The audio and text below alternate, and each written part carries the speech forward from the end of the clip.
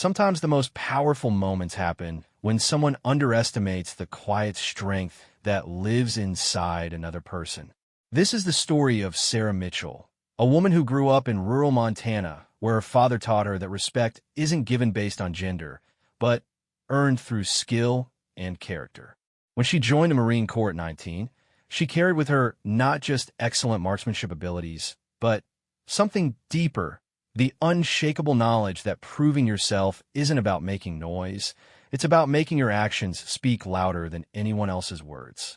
What happened on that training range in North Carolina would become legendary among her unit, but the real story isn't just about one perfect shot that silenced a bully. It's about how sometimes life puts us in moments where we have to choose between staying small to make others comfortable or standing tall to show what we're truly made of. Sarah chose to stand tall, and in doing so, she changed not just one man's perspective, but an entire culture that had been built on assumptions about who belongs and who doesn't. This is that story, raw, real, and absolutely true. Sarah Mitchell learned to shoot before she learned to drive.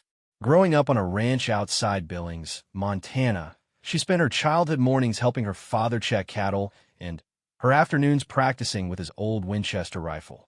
Her father, Tom Mitchell, was a Vietnam veteran who believed strongly that every person should know how to protect themselves and their family, regardless of whether they were born male or female. The Mitchell Ranch stretched across 3,000 acres of rolling prairie, where the nearest neighbor lived 15 miles away, and the sheriff's response time was measured in hours rather than minutes. Tom had seen too much during his time in the military to believe that danger only came looking for men. He taught Sarah to shoot the same way he taught her to ride horses and fix engines, with patience, precision, and respect for the power she was learning to handle. By the time Sarah turned 16, she could put 3 bullets through the same hole at 200 yards. She could field dress a deer, reload her own ammunition, and outshoot most of the boys from town who came around trying to impress her. But Sarah never bragged about her abilities. Tom had taught her that skill without humility was dangerous, and that the best marksmen were often the quietest ones. Sarah's mother, Linda, had died in a car accident when Sarah was 12. The loss devastated both father and daughter, but it also brought them closer together. Tom found himself raising a young woman alone, determined to give her every tool she would need to navigate a world that might not always treat her fairly. He taught her to be strong without being aggressive, confident without being arrogant, and skilled without being boastful. During her senior year of high school, Sarah watched her classmates make plans for college or jobs in town. Most of the girls talked about getting married or moving to bigger cities like Helena or Missoula. The boys discussed taking over family farms or working in the oil fields. Sarah felt different. She wanted something more challenging, something that would test everything her father had taught her about strength, discipline, and service. The Marine recruiter came to their school on a Tuesday in October. Staff Sergeant Rodriguez was a compact woman with steel in her eyes and stories that captivated the assembled students. She talked about honor, courage, and commitment. She spoke about serving something bigger than yourself and finding out what you were really made of when everything comfortable was stripped away. After the presentation, Sarah approached Staff Sergeant Rodriguez. Most of the other students had filtered out, heading to their next classes or lunch. The recruiter looked at the blonde, blue-eyed girl who stood before her with perfect posture and steady eyes.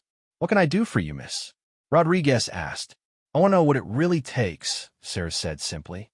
"Not the poster version, the real version." Rodriguez studied her for a long moment. She had given recruitment talks at dozens of high schools, and she had learned to recognize the difference between kids who were curious and kids who were serious. Something in Sarah's direct gaze and calm demeanor suggested this young woman was serious. "It takes everything you have and then demands more," Rodriguez said honestly. "It breaks you down completely so it can build you back up stronger. It will test every belief you have about yourself and push you past limits you didn't know existed.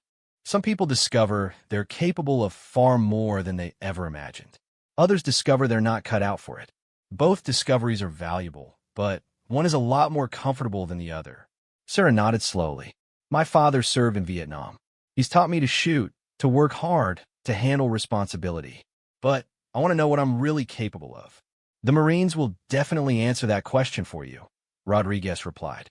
But you need to be absolutely certain this is what you want.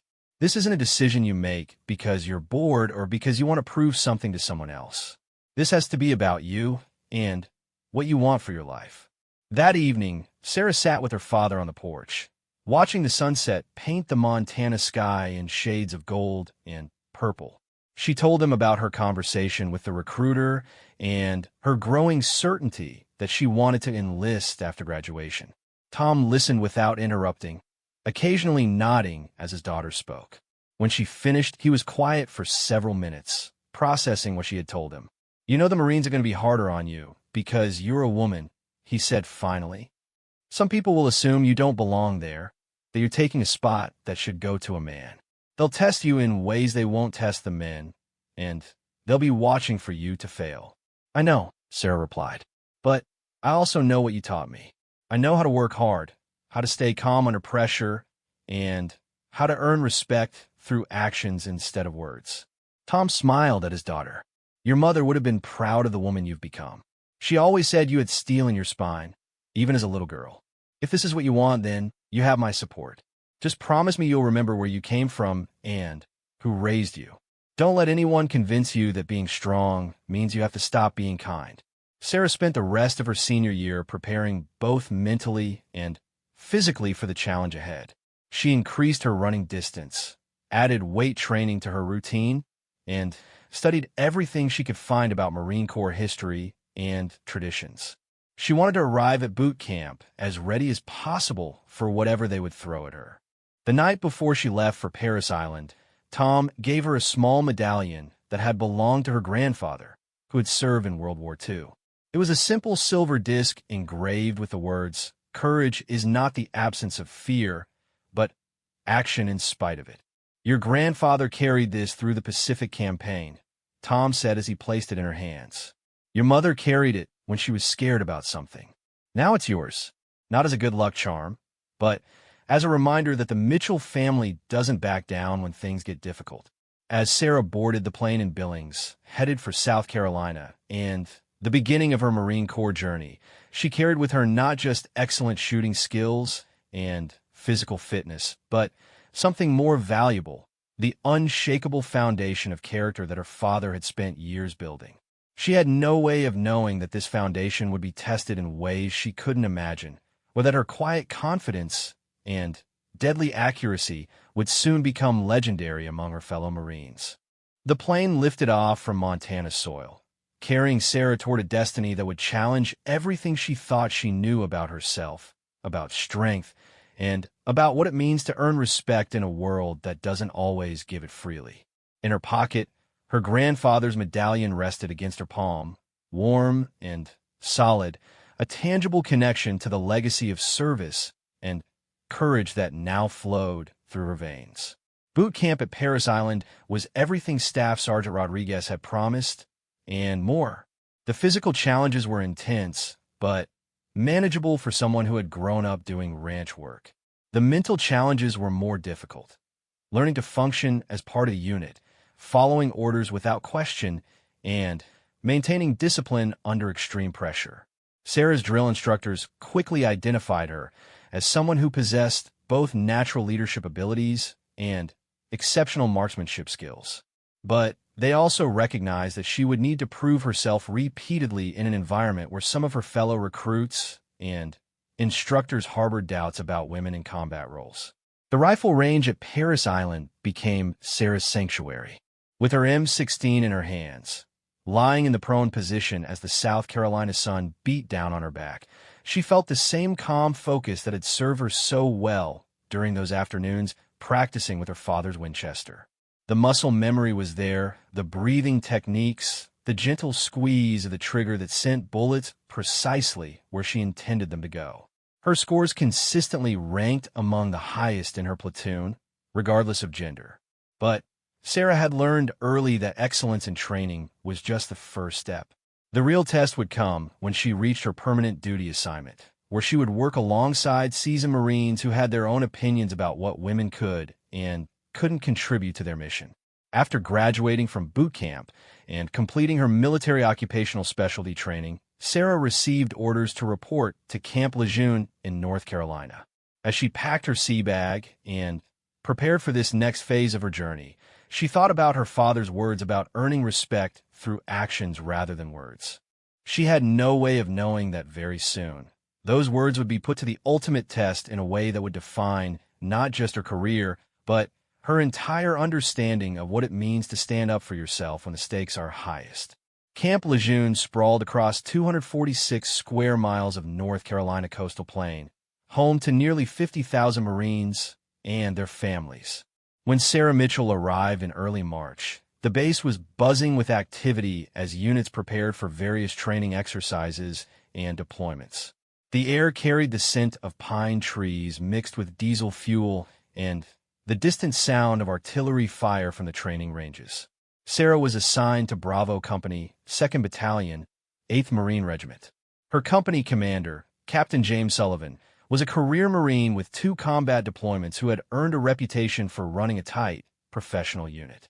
During their initial meeting, he made it clear that he expected the same level of performance from every Marine under his command, regardless of their background or gender. "Mitchell," he said, reviewing her personnel file, "I see you're from Montana, and you scored expert on the rifle range at Parris Island. That's good. We have high standards here, and marksmanship is a critical skill. You'll be working with some of the best Marines in the Corps, and they'll expect you to pull your weight." "Yes, sir," Sarah replied. "I understand. I've been commanding Marines for 12 years, Captain Sullivan continued. I've seen excellent Marines come from places and backgrounds that might surprise people. What matters to me is whether you can do the job when it counts. Everything else is irrelevant."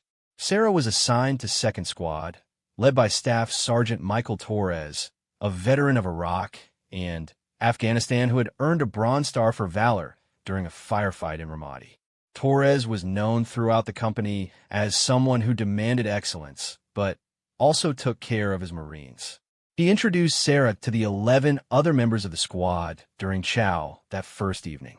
The squad was a mix of experienced Marines and newer personnel. There was Corporal Jake Williams from Tennessee, who had joined the Marines after his brother was killed in Afghanistan. Lance Corporal Maria Santos from Texas was the squad's radio operator and had already earned a reputation as someone who could maintain communications under any conditions. Private First Class David Shun from California was quiet but incredibly intelligent, specializing in explosive ordnance disposal. Most of the squad members welcomed Sarah professionally, understanding that she had earned her place through the same training and standards they had met.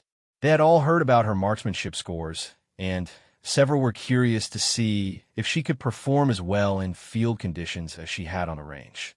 However, not everyone in the company was as accepting. Staff Sergeant Robert "Tank" Morrison had been in the Marines for 8 years and held strong opinions about women in combat roles. Morrison was a massive man from Alabama, standing 6 feet 4 inches tall and weighing over 250 pounds of muscle. He had earned his nickname during a boxing match in which he had knocked out 3 opponents in a single evening.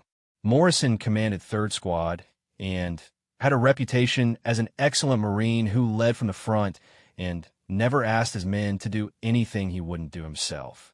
But he also believed that integrating women into combat units would compromise effectiveness and put male Marines at risk.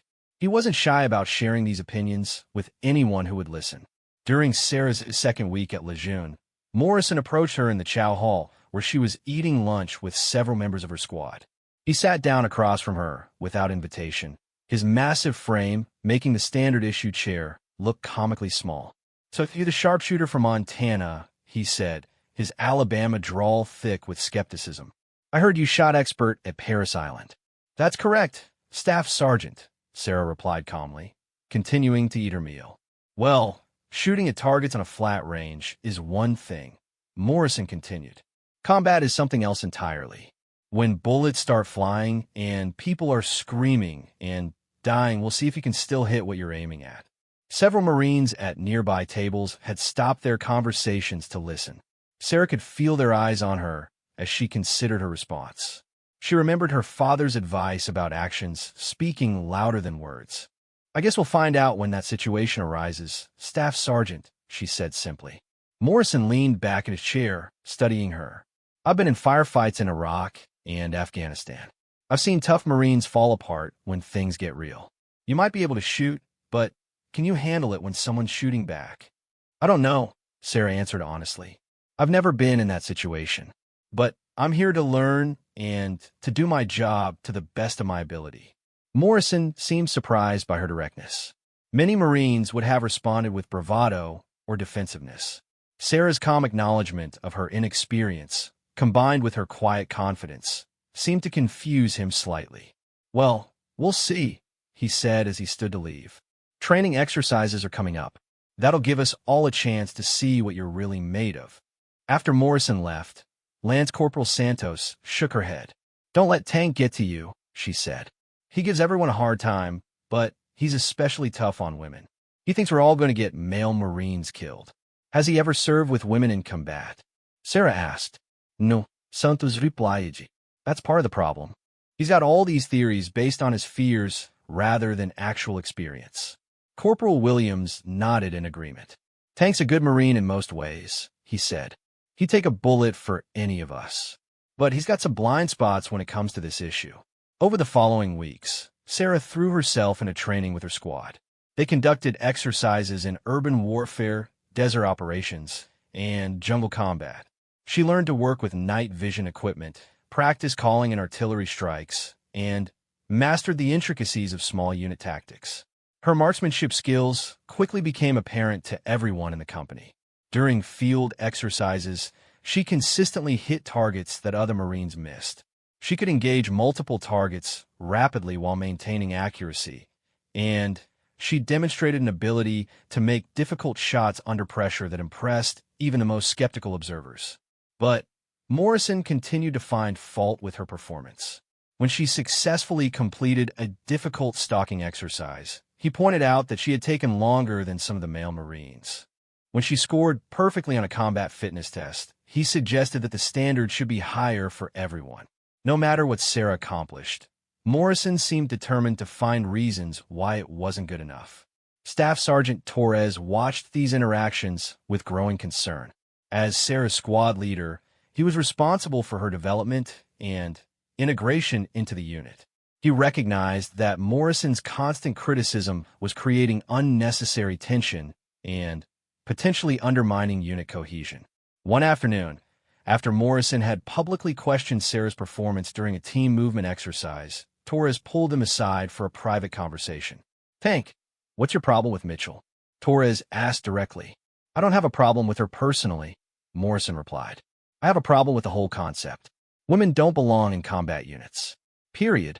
Have you actually seen her fail at anything?" Torres pressed. Morrison was quiet for a moment.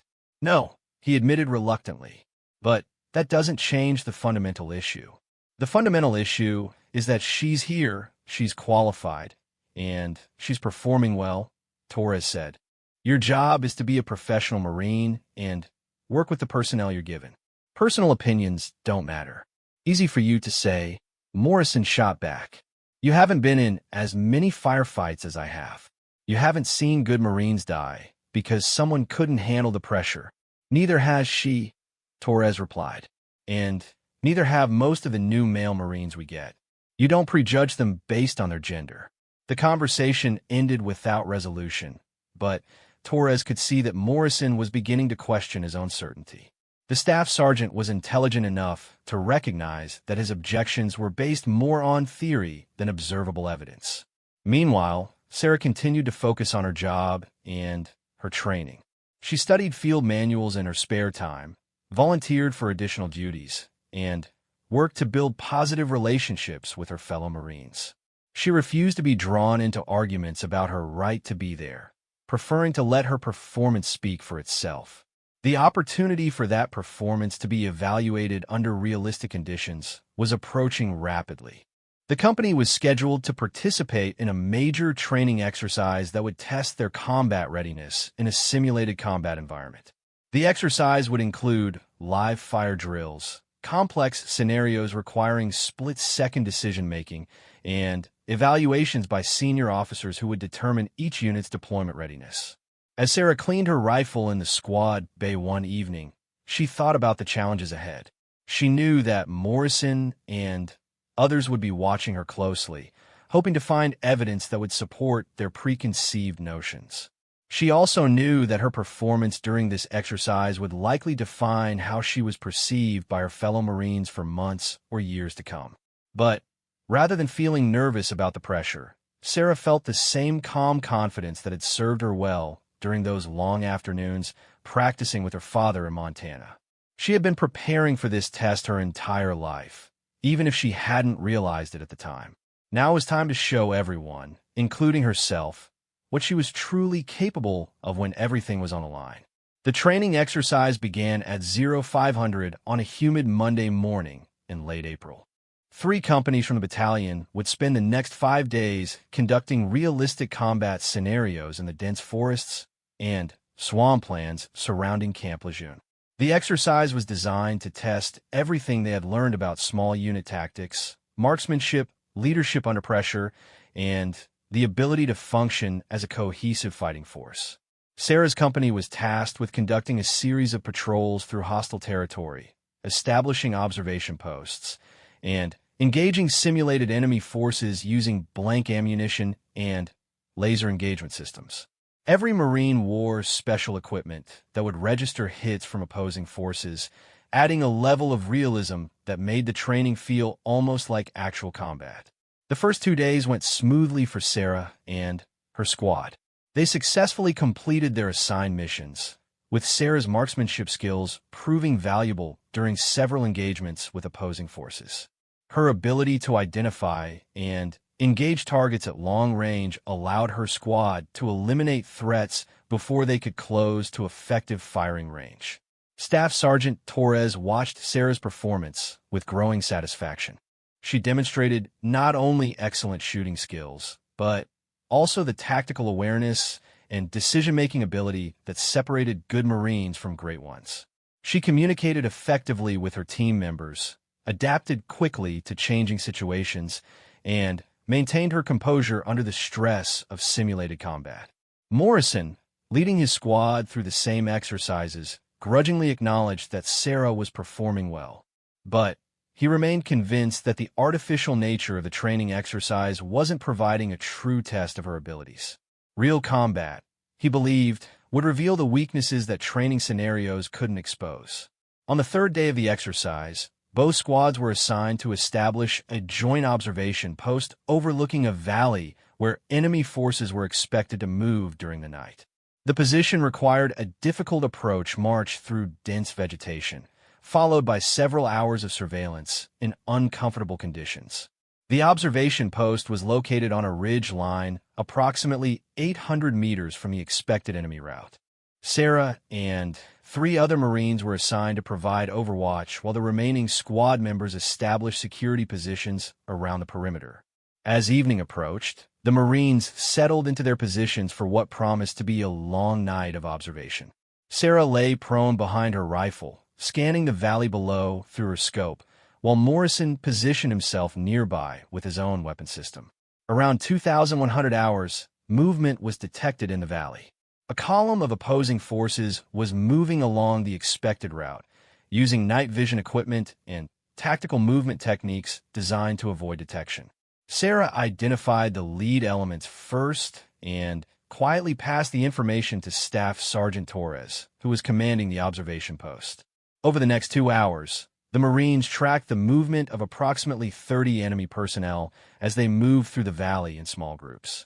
Sarah's ability to identify and track targets in low-light conditions proved invaluable, as she spotted several groups that other Marines had missed. As the exercise continued, Morrison found himself impressed despite his reservations. Sarah's performance under these realistic conditions was undeniably professional. She demonstrated patience, attention to detail, and the ability to remain alert and focused during long periods of tedious observation. But Morrison's real test of Sarah's abilities was still to come. He had been planning it for weeks, waiting for the right opportunity to challenge her in a way that would either prove his point about women in combat or force him to reconsider his position. The opportunity arose on the fourth day of the exercise, during a scheduled break in operations. The entire company had gathered at a forward operating base for resupply and equipment maintenance. Marines were cleaning weapons, checking equipment, and catching up on much-needed rest. Morrison approached the group, where Sarah was sitting with several members of her squad, field stripping her rifle for cleaning. The weapon gleamed in the afternoon sunlight, obviously well-maintained and cared for. "Nice rifle, Mitchell," Morrison said, his tone carrying an edge that immediately got everyone's attention. "Mind if I take a look at it?" Sarah looked up from her cleaning kit. "Of course, Staff Sergeant," she replied, handing him the weapon after ensuring it was clear and safe. Morrison examined the rifle carefully, checking the bore, testing the action, and inspecting the scope mounting system. He had to admit that the weapon was in excellent condition, better maintained than many rifles he had seen carried by male Marines with years of experience. "Looks good," he said grudgingly. "But a pretty rifle doesn't mean much if you can't hit anything with it when it matters." Several Marines had stopped their own activities to watch the exchange. Sarah sensed that something significant was building, but she remained calm and waited to see where Morrison was heading with his comments. "Tell you what," Morrison continued, his voice carrying clearly across the area where more than 20 Marines were now listening. "There's a 600-meter range set up behind the motor pool. How about we see how well you can actually shoot under a little pressure?" Sarah considered the challenge carefully. She understood that this was about more than just marksmanship. Morrison was using this opportunity to test her publicly, in front of Marines who would judge her based not just on her performance, but on how she handled the pressure of being challenged. "What kind of shooting are you thinking about, Staff Sergeant?" she asked. Morrison smiled, but there was no warmth in it. "Simple. 10 rounds, 600 meters, standard targets. But let's make it interesting. If you can match my score, I'll admit that maybe I've been too quick to judge your abilities. If you can't, then maybe you'll admit that there might be some truth to my concerns about women in combat units." The terms of the challenge were clearly unfair. Morrison was an experienced Marine with 8 years of service and multiple combat deployments. Sarah was a new Marine with excellent training, but no combat experience. Moreover, Morrison was setting himself up as the standard by which she would be judged, despite the fact that her documented marksmanship scores were actually higher than his. But Sarah understood that this moment was about more than fairness. It was about respect, credibility, and her future effectiveness as a Marine. If she backed down from Morrison's challenge, she would be perceived as weak or uncertain. If she accepted and performed poorly, it would confirm his prejudices about women in combat roles. "All right, Staff Sergeant," Sarah said quietly. "I accept your challenge." A murmur went through the assembled Marines. Several of them began moving toward the range area, eager to witness what was shaping up to be a significant confrontation. Word spread quickly through the company that Tank Morrison was about to challenge the new female Marine to a shooting competition. Staff Sergeant Torres approached Sarah as she gathered her equipment. "Mitchell, you don't have to do this," he said quietly. "Morrison's being unprofessional, and I could put a stop to it right now." "I appreciate that, Staff Sergeant," Sarah replied. "But this is something I need to handle myself. If I don't face this challenge now, there will always be questions about whether I belong here." Torres nodded reluctantly. He understood her reasoning, even though he was concerned about the potential consequences if things went badly. Morrison had chosen his moment well, creating a situation where Sarah had little choice but to accept his challenge or appear weak in front of her peers. As they walked toward the range, more Marines joined the procession. By the time they reached the 600-meter firing line, nearly 50 Marines had gathered to watch the competition. The crowd included not only enlisted personnel, but also several officers, including Captain Sullivan, who had heard about the challenge and come to observe. The range safety officer quickly set up the necessary targets and safety protocols. 2 lanes were established, with Morrison taking the left position and Sarah taking the right. The targets were standard military silhouettes, small and difficult to hit accurately at 600 meters, especially under the pressure of public scrutiny. Morrison checked his rifle and settled into the prone position with the casual confidence of someone who had performed this task thousands of times. His weapon was a standard-issue M16, similar to Sarah's, but showing more wear from extended use in field conditions. Sarah took her position next to him, checking her rifle's zero and adjusting her scope for the 600-meter distance. Her movements were deliberate and calm, showing none of the nervousness that many Marines felt when shooting under observation by their peers and superiors. As she prepared to take her first shot, Sarah thought about her father's words about actions speaking louder than words. She thought about all the afternoons they had spent together on the Montana ranch, teaching her not just how to shoot, but how to remain calm under pressure and how to trust in her abilities when others doubted them. The range safety officer called out the commands to commence firing. Morrison quickly engaged his target, his shots coming in rapid succession as he demonstrated the aggressive shooting style that had served him well in combat. Sarah took a different approach, firing more deliberately and taking time to ensure each shot was precisely aimed. The competition was about to reveal whether Sarah's quiet confidence was justified or whether Morrison's skepticism about women in combat roles would be validated in front of the entire company. Either way, this moment would define how she was perceived by her fellow Marines for the rest of her career. The first shot echoed across the range as Morrison engaged his target with characteristic aggression. His bullet struck the target in the 8 ring, a solid hit that drew approving nods from several of the watching Marines. Morrison had always been known as a competent marksman, and his combat experience showed in the confident way he worked his rifle. Sarah took longer to fire her first shot, settling into her shooting position with the same methodical precision her father had taught her years ago on the Montana ranch. When she finally squeezed the trigger, her bullet struck the target dead center in the 10 ring, the highest possible score for that shot. Morrison glanced over at Sarah's target, his expression showing surprise, but not concern. One perfect shot didn't mean anything in a 10-shot competition. Combat shooting was about consistency under pressure, and he was confident that his experience would show as the competition progressed. The second shot came more quickly from both shooters. Morrison placed another solid hit in the 8 ring, while Sarah's bullet again found the center of the target. A murmur went through the crowd of observers as they realized that the new Marine was matching shots with one of their most experienced squad leaders. By the 5th shot, Morrison was beginning to feel the pressure. His shots had been consistently good, scoring 8s and 9s, but Sarah had yet to fire anything worse than a 9, and most of her shots were perfect 10s. The crowd had grown larger as word spread through the company about the competition, and Morrison could feel dozens of eyes watching his every move. Sarah, meanwhile, seemed completely unaffected by the attention. She fired each shot with the same calm deliberation, taking time to ensure proper sight alignment and breathing before squeezing the trigger. Her consistency was remarkable, especially considering the pressure of the situation and her relative inexperience as a Marine. Staff Sergeant Torres watched the competition with growing amazement.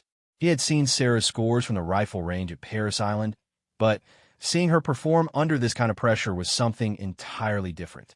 She was demonstrating not just marksmanship ability, but the mental toughness that separated exceptional Marines from merely good ones. Captain Sullivan observed the competition with professional interest. As the company commander, he was responsible for evaluating the readiness and capabilities of all his Marines. What he was witnessing suggested that Sarah Mitchell possessed skills that could be valuable in combat situations where precision shooting was required. By the 8th shot, Morrison was visibly frustrated. Despite his best efforts, he couldn't match Sarah's consistency.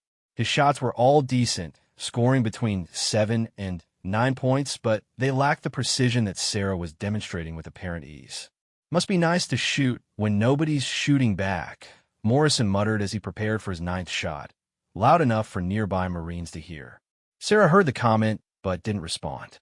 She understood that Morrison was trying to get into her head, to break her concentration and force her into making a mistake. Instead of rising to the bait, she focused on her breathing and sight picture, just as her father had taught her to do when external pressure mounted. Her ninth shot was another perfect 10, placed precisely in the center of the target.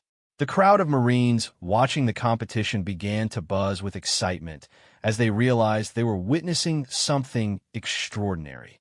A brand new Marine, fresh out of training, was outperforming one of their most experienced squad leaders in a public shooting competition. Morrison's ninth shot scored an 8, still a good hit, but nowhere near the level of precision Sarah was demonstrating. As he prepared for his final shot, he could feel the weight of the moment pressing down on him. This competition had been his idea, his challenge to prove that women didn't belong in combat units. If he lost, especially by a significant margin, it would undermine everything he had been saying about female Marines. The 10th and final shot would determine the outcome of the competition. Morrison took extra time preparing, adjusting his position, and checking his sight alignment repeatedly. When he finally fired, his bullet struck the target in the 9 ring, giving him a respectable final score, but one that fell short of the standard Sarah had been setting throughout the competition. Sarah prepared for her final shot with the same calm methodology she had used for the previous 9. She was aware that this shot would likely determine not just the outcome of the competition, but her standing among her fellow Marines for months or years to come. Everything her father had taught her about staying calm under pressure was being put to the ultimate test. As she settled into her final firing position, Sarah thought about the journey that had brought her to this moment.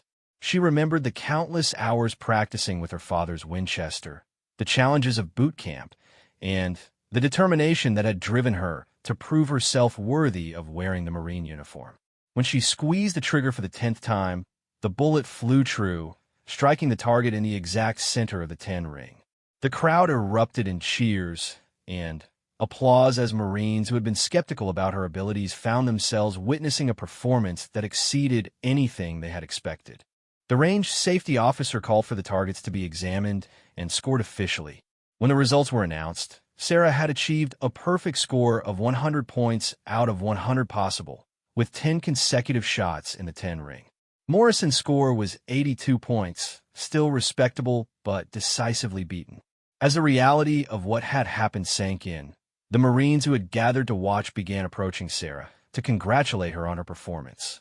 Even those who had been skeptical about women in combat roles found it impossible to dismiss what they had just witnessed. Morrison stood at his firing position, staring at his target with a mixture of disbelief and grudging respect. He had been convinced that his experience and combat background would give him an overwhelming advantage over a new Marine, regardless of her training scores. The reality of being so thoroughly outperformed was forcing him to question assumptions he had held for years. Captain Sullivan approached both Marines as they cleared their weapons and prepared to leave the firing line. "Outstanding shooting by both of you," he said formally. "Mitchell, that was exceptional marksmanship under pressure. Morrison, your score was solid as well." Morrison nodded stiffly, clearly struggling with the outcome of the competition. "Yes, sir," he replied. "Mitchell shot very well today." Sarah sensed the difficulty Morrison was having in accepting what had happened. Despite his unfair challenge and skeptical attitude, she could see that he was a professional Marine who was trying to process new information that contradicted his existing beliefs. "Staff Sergeant Morrison," Sarah said quietly, "I want you to know that I understand your concerns about women in combat. I know you're not questioning my abilities because you want to be difficult, but because you care about the Marines under your command and want to make sure they're safe." Morrison looked at her with surprise. He had expected either gloating or angry confrontation, not understanding and respect. "I can't promise you that all women who join the Marines will be able to perform at the level required for combat operations," Sarah continued. "But I can promise you that I will never ask my fellow Marines to carry me or make up for my shortcomings. I'll earn my place through performance, just like everyone else. For the first time since Sarah had arrived at Camp Lejeune, Morrison looked at her not as a symbol of a policy he disagreed with, but as an individual Marine who had just demonstrated exceptional ability under pressure. "You shot well today, Mitchell," he said finally. "Better than well. That was some of the finest marksmanship I've seen in 8 years in the Corps." The crowd of Marines began to disperse, but the conversation between Sarah and Morrison continued as they walked back toward the company area. For the first time, they were talking as fellow Marines rather than as adversaries, discussing techniques, training methods, and their shared commitment to excellence in their chosen profession. Word of Sarah's performance spread quickly through the battalion and beyond. Within hours, Marines throughout Camp Lejeune were talking about the new female Marine who had outshot Tank Morrison in a public competition. The story grew in the telling, but the basic facts remained the same. When challenged to prove herself under pressure, Sarah Mitchell had delivered a performance that exceeded everyone's expectations. But Sarah understood that one perfect shooting performance, no matter how impressive, wouldn't permanently resolve the questions about her place in the Marines. She would need to continue proving herself every day in training and eventually in combat if she wanted to earn the complete respect of her fellow Marines. The competition had been an important step in that process, but it was only the beginning of a journey that would test everything she had learned about strength, courage, and what it means to be a Marine. The weeks following the shooting competition brought a noticeable change in the atmosphere around Sarah at Camp Lejeune. Marines who had previously viewed her with skepticism or indifference now treated her with the respect accorded to someone who had proven herself under pressure. Her perfect score against Morrison had become something of a legend, growing in significance each time the story was retold. But perhaps the most significant change was in Morrison himself. The man who had once been her most vocal critic was now becoming something unexpected, a mentor and advocate. The transformation didn't happen overnight, but it was unmistakable to anyone who observed their interactions during training exercises and daily operations. 3 weeks after the competition, Morrison approached Sarah as she was conducting weapons maintenance in the squad bay. "Mitchell," he said, "I've been thinking about what happened at the range, and I owe you an apology." Sarah looked up from her rifle, surprised by the serious tone in his voice.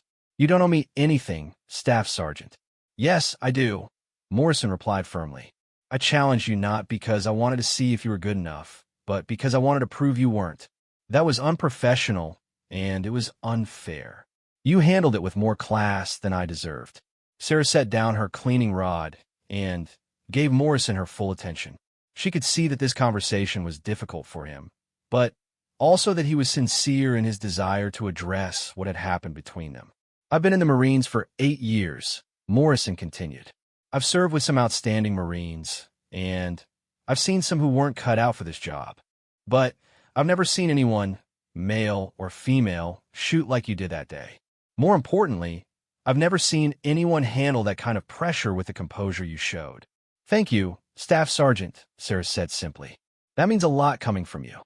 Morrison nodded, then surprised her by sitting down on a nearby footlocker. "Can I ask you something? Where did you learn to shoot like that? Because what you did wasn't just good training. That was something special." Sarah smiled, thinking of her father and the countless hours they had spent together on the Montana ranch. "My father taught me," she said. "He's a Vietnam veteran who believes that everyone should know how to protect themselves and their family. He started teaching me when I was 8 years old. He did a hell of a job," Morrison said with genuine admiration. "I've been around Marines for most of my adult life, and I've never seen anyone maintain that level of precision under pressure. You got a gift, but more than that, you've got the mental toughness to use it when it matters." Over the following months, Morrison became one of Sarah's strongest supporters within the company. He began recommending her for advanced training opportunities and suggesting her for leadership positions within the battalion. When other Marines questioned his change of attitude, he was direct about his reasons. "I was wrong about Mitchell," he would say simply.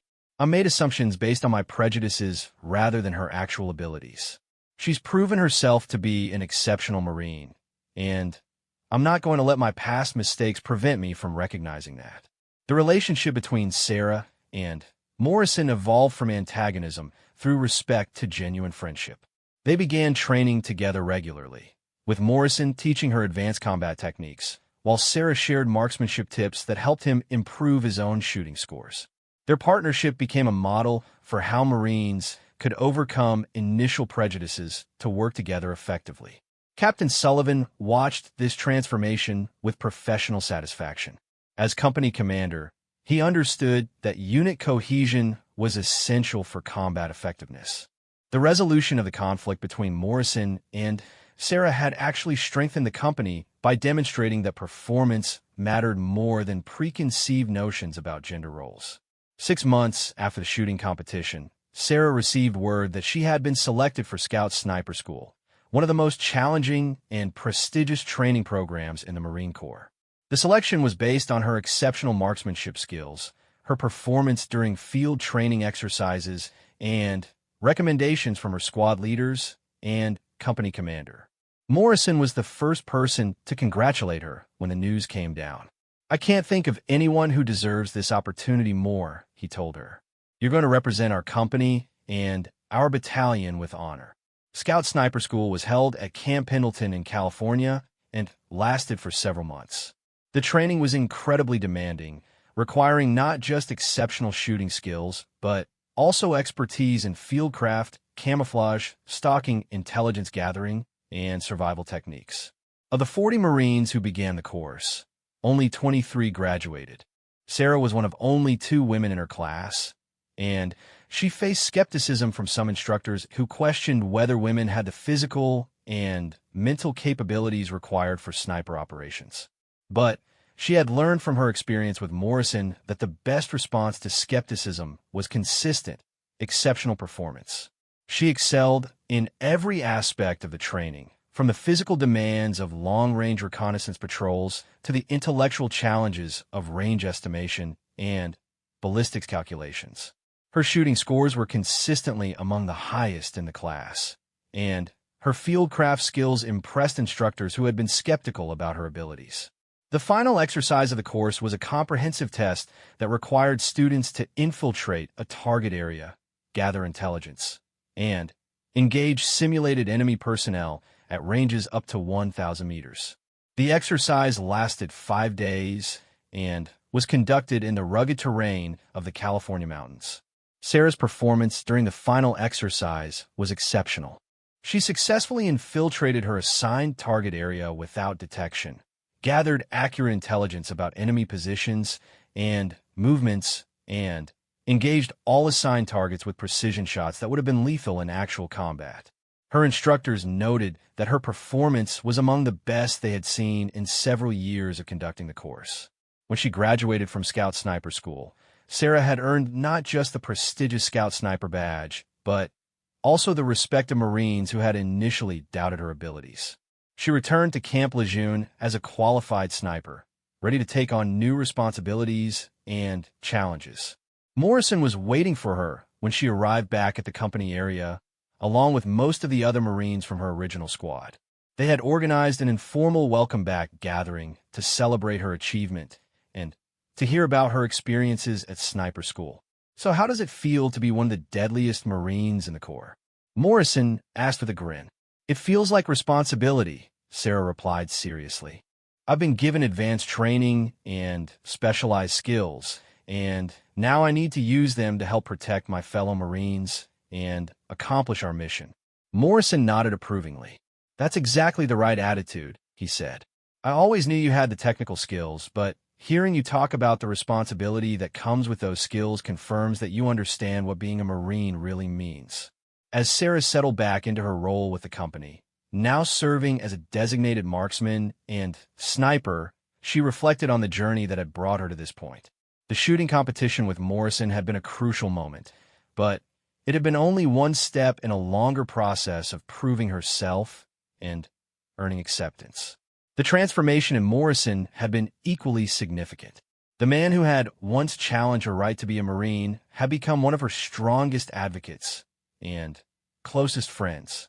Their relationship demonstrated that even deep-seated prejudices could be overcome when people were willing to look past their assumptions and judge others based on actual performance. Sarah's success had also paved the way for other women who followed her into the company. Her example showed that women could not only meet the physical and mental demands of Marine service, but could excel in the most challenging and demanding roles. The Marines who had witnessed her journey understood that gender was far less important than character, skill, and determination. Years later, when Morrison was promoted to gunnery sergeant and given his own platoon to command, he would often tell the story of his encounter with Sarah Mitchell to new Marines who expressed skepticism about women in combat roles. "I learned something important that day," he would conclude. "The most dangerous assumption you can make about another Marine is that you know what they're capable of based on anything other than their actual performance. Judge people by their actions, not by your prejudices, and you might be surprised by what you discover." Sarah's story became part of the lore of Camp Lejeune, told and retold as an example of how excellence could overcome prejudice and how one moment of truth could change the trajectory of multiple careers. But for Sarah herself, the shooting competition was just the beginning of a distinguished career that would take her to combat zones around the world, where she would continue to prove that the only thing that mattered was whether a Marine could do the job when lives were on the line. The medal her grandfather had carried through World War II remained in her pocket throughout her career, a reminder that courage wasn't about never being afraid, but about doing what needed to be done despite the fear.